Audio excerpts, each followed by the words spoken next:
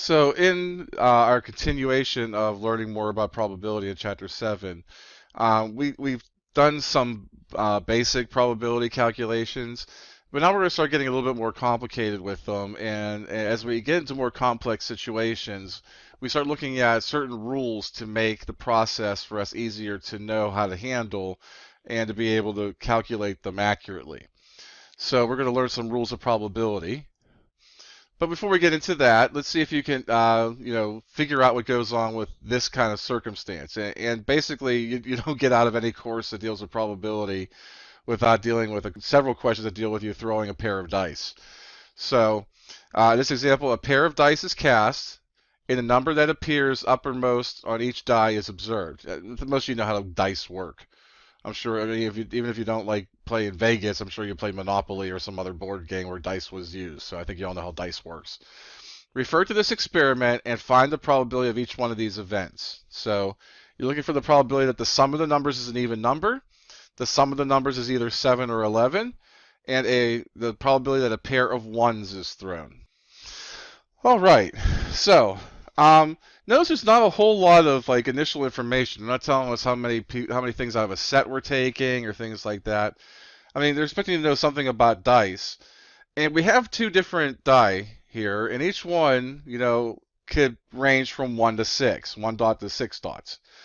And you're also working under the premise that what one die will land on is independent of what the other one will land on. It isn't like, if one rolls a 1 and the other one's going to not be able to roll a 1. There's no mechanism in there that makes that happen. So, you know, um, so one of the things that you have to kind of think about though is like, well, how many different outcomes are there? Because remember, that's one of the things we need to know for probability. And then you need to figure out, well, how many different like outcomes gives me an even number when I do that? So you need to have some sort of idea or be able to define these sample spaces kind of accurately. So, and we're eventually going to learn how to basically count, and figure out these things a little bit more easily. But for the time being, we can use this little table here. And as you can see, these are the results. If I like, the very first one in the upper left-hand corner, if I have a 1 and a 1, that gives me 2. And each one represents the total I get, and what you see in the row and column headings are basically the die that are involved. So I want to see, and if you look here, because these two dice are independent of each other, one does not affect the other.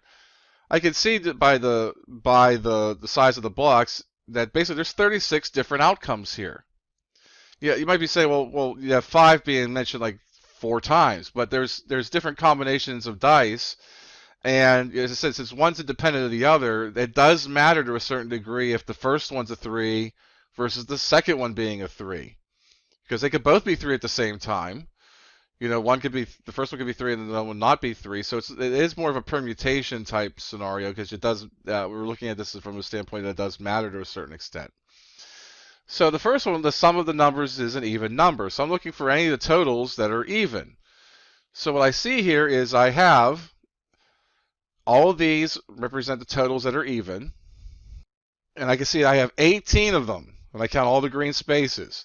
So basically the probability of the sums of the numbers are even is going to be 18 over 36, or about 0.5.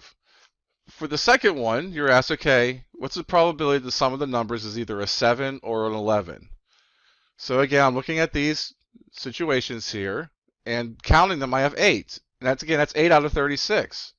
So the probability of me getting a 7 or an 11 when I total the die is 8 out of 36, which is 2/9, which is 0.2 repeating.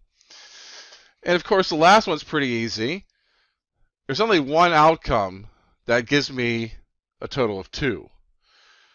And that's 1 out of 36, which is about 0.02 repeating 7s. So you're talking about roughly 2.8% of the time you're going to be rolling what they call snake eyes.